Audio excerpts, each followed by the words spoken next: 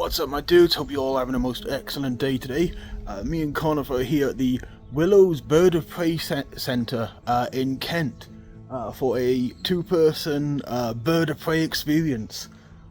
As you can see in the background, there's a bird right there. What's his name? Mika, the bird. McCall, I guess. Just right by there, so that's pretty cool. And then... Hello! Hello! Hello, cutie pie. Hello.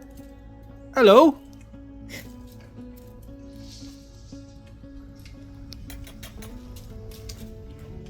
Oh, look at that little cutie. Jessers, there's two sets of them. These are called Muse Jessers. Mostly just for tethering, which means just before we fly, we put all this extra stuff on them and get them ready. Put them on our perch that is low to the ground, and they kind of just sit there and wait for us. It's just easier for us to get them. And then they have a swivel on, which helps them not get tangled up. And now we're getting ready to fly. Oh. Yeah, you know what's happening. So let's take a 40 years, depending on the species of bird. Oh, bless him. It's called a rock hyrax, or a dusty. Come on then. Come on. Good boy. You did a great job. He is really fantastic. Oh, getting it all stuck in your nails. So, generally, buzzards are very lazy. They like to conserve as much energy as possible. So you'll notice as well when he flies, he doesn't flap a lot. He'll leap off the log and then just flap as little as possible. Well, today he's flapping more. They're often found in thermals as well. They like to circle around. I think that was the end of it. So what I'm going to do is I'm going to put all of these equipment. That's the kind of flight we want. Attaboy. Well done. Nice. Hey. That was nice. Okay, guys, Hey, I think cutie. I've only got 3 pieces left. Do you want to go into the sun and then? Oh, yeah, let's turn. That's much There better. you go. Then we can see how beautiful it is. So generally, yeah, these guys are a motley brown color, and they only get the slate gray as they start to mature, which is around about 2.5, 3 years old. And they get this beautiful rusty. Oh, I love the red on him. It's beautiful. Yes, Yeah. on the chest and the tail. Funny story, well, not funny, interesting is that their talons, even though they're small, have got a breakpoint pressure of 2 tons in the tip. Really? So they can pierce through a rabbit's skull on impact. These birds like to perch on high, and if something walks past, they'll stoop down, land on it, and it's that speed of the stoop that allows them to like pierce right through. He's so cool. So what he's doing now is he's pushing his food down into his crop. How fluffed up you are. Even you've got fluff and chops. Well, so this is my favorite part of the show. This is what I like to call Who's Training Who? He is a common buzzard. Common buzzards are found all over the world. A couple of days, she's decided that she'd like to be on holiday. So we've been doing this a lot. Where she perches up high and she just watches me squirm in front of an audience. So, well, that is their happy noise. She's probably telling everybody that this is her space. We try. I wish you'd stop talking and start flying. Yeah, me too. I wish you would stop talking and start like, will you come down here, madam? I want everyone to see how nice you are.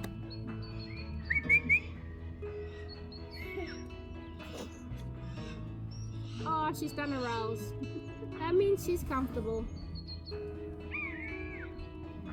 So this is Baldric, our raven. Obviously, if he does fly near you, just keep your hands to yourselves. For your own protection, really. He's a lovely bird, but he has got a bit of an anger issue, depending on his mood.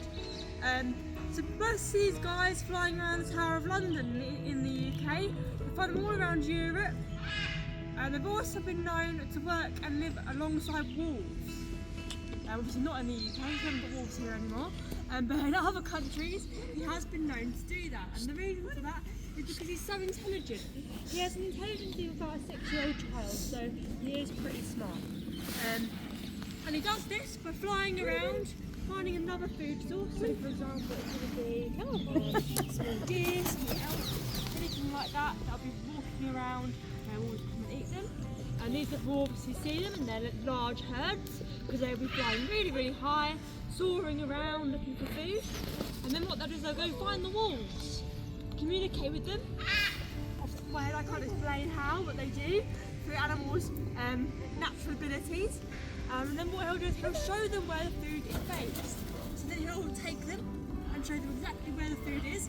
The wolves will then do all the hunting themselves, and then these guys will just capture all of the scraps. So they've learned to be able to be very, very cooperative and not burn as much energy as they should be doing if they were hunting for themselves. Aldrin here actually was Meg's pet. So originally he was brought because of the film TV series Game of Thrones. Has anyone watched Game of Thrones here? Yeah, a few of you have. You probably see these guys around Jon Snow and that kind of part of the film.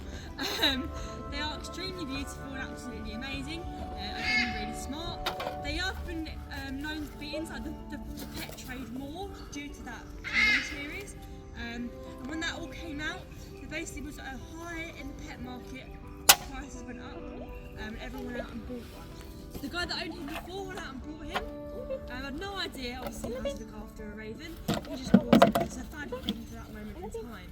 And when he did that, these guys, Baldric specifically, learned bad habits. So he had actually a very naughty bird. It's very intelligent, like you see. He's putting loads of things into the bin by himself. He's trained himself to be able to do that on his own. But he's learned basically to bite the man, because the man would go in and reward him, biting him, because he's obviously scared.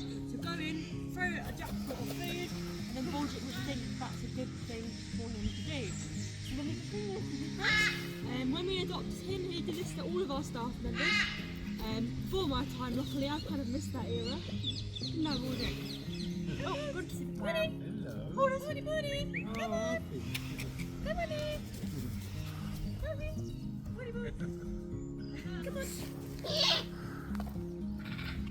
With Alfie, I advise just bending your arm a bit because he'll land on your bicep, and his talons are very, very sharp and powerful. So we want to just have our fist up a little bit more. Okay. Yeah?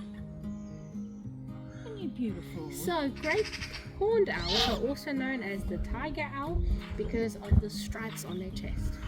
You're a stripy boy, aren't you? Open your fingers again. Here we go. When you're ready, oh, just bring your arm a little bit more like that. Oh.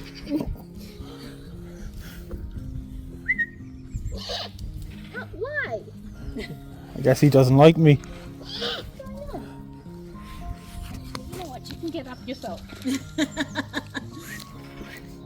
I can't whistle. Look. Come on.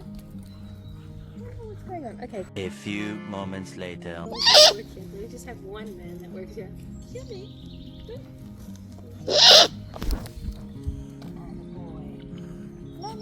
No. Close. There you go. So this is what I mean about owls not being able to see up close. They really use their feathers that are like modified whiskers to see to feel where their food is. Oh, bless you. I'll get you some glasses, shall we? Oh, Nope. it's probably me because I'm standing. Stand over here. Go on. No? So strict. Maybe it's because I got the camera here and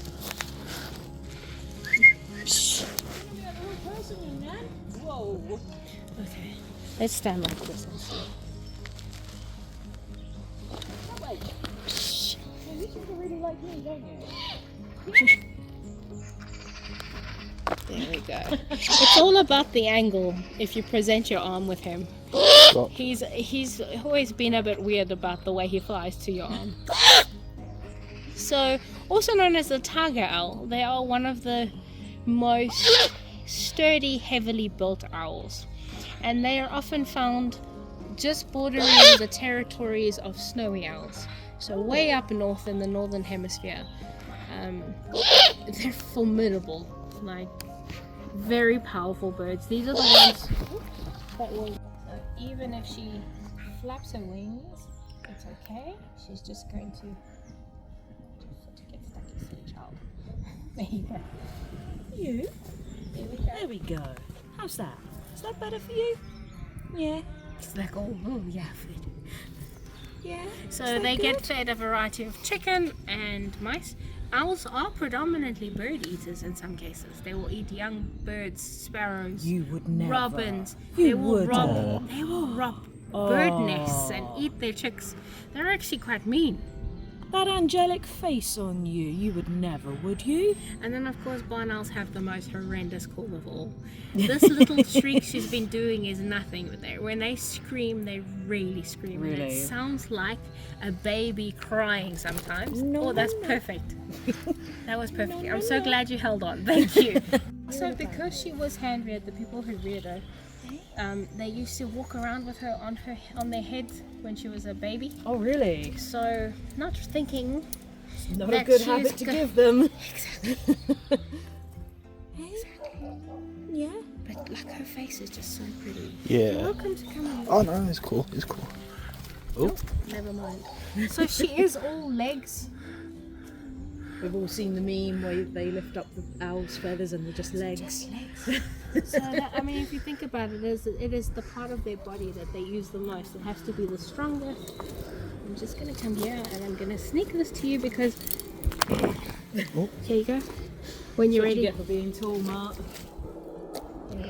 Did you feel the little pounce? I did. Like she'll do a little. So duck. cute. She's so Do you cute. want to walk this way? Hello there. Ready? Arm up. Come on. Did you feel that? It's so cute. She's so delicate. Very ladylike, aren't you? Yeah. Oh, well, you know what's going on. You know what's going on. Yeah, I think the initial frenzy is like subsided now. There you go. That's so So cool. owls will all swallow their food whole. So if they catch a rodent, they'll swallow the entire thing. Their bodies aren't capable of digesting it completely. Their stomach will massage it and liquefy the muscle, the marrow, and then what will remain will be the fur, the hard bones, the teeth. And then 24 hours later they'll spit out a little pellet called a cast, which will have the rest of whatever it is that they couldn't digest. And that casting material or roughage really Hello. helps to clear the gut of any remnants of any previous meals. That they will send birds ahead of time to scout an area, flush out prey, drive it towards the rest of the flock where they're waiting in ambush. So these birds are incredibly smart. And because of this, Harris hawks are known to be very popular for falconry because of their cooperative behavior, and because why am I feeling such big chunky pieces in my pocket? And because of their cooperative behavior, because of their sociability, they do form such strong bonds with their owners that they are the type of bird that you can stroke, even though it's not encouraged. The reason why we don't stroke them is because the oils on our fingers actually cause damage to their feathers. Oh, okay. So these birds, would you like to come over here so you Yeah. can get a nice long flight out of her? Whoop, she's fast. So these birds are found in the Americas, from Central America all the way down to South America and Argentina. They like usually dry, arid areas to fly in. Well done. Well done. Sorry, I'm going really fast. There we go. They like usually dry, arid areas, and they're especially adapted to hunting in deserts and perching on cacti. Really? The really cool thing about them is that they can perch on cacti. They've got these really long talons and they like to perch on their tippy toes. But what's so cool about it is that because there's not much to perch on in these dry, arid areas, if they do find a perch, if they do find a perch, then one of their flock mates will perch on top of the bird that's perched on top of the perch.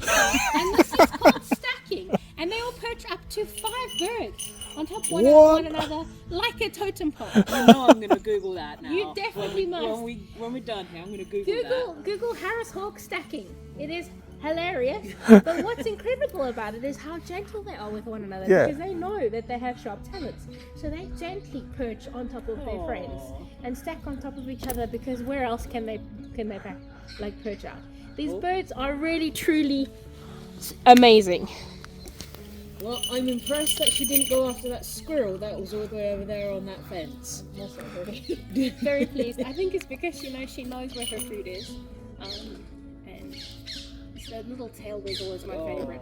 They use the tail wiggle to communicate with other members within their flock, and the band on their tail, when they open it, is white. They use that to signal, go left, go right, follow me. They're just so cool. So cool. Into the void. He's so cute.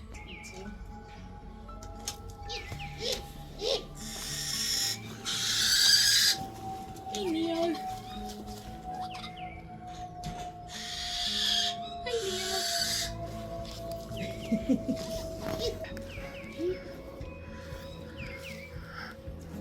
Wow.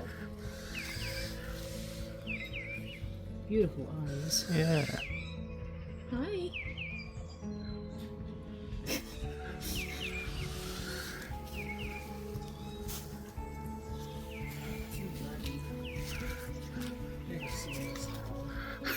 He turned away. Oh, I'm sorry, I've offended him.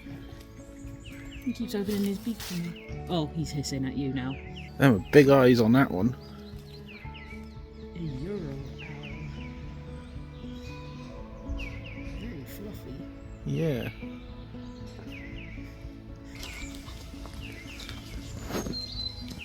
Oh, this one doesn't have a name. Aww.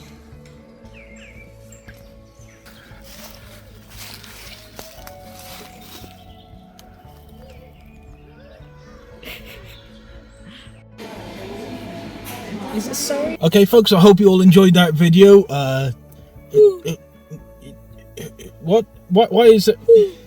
Did you steal an owl? Yep.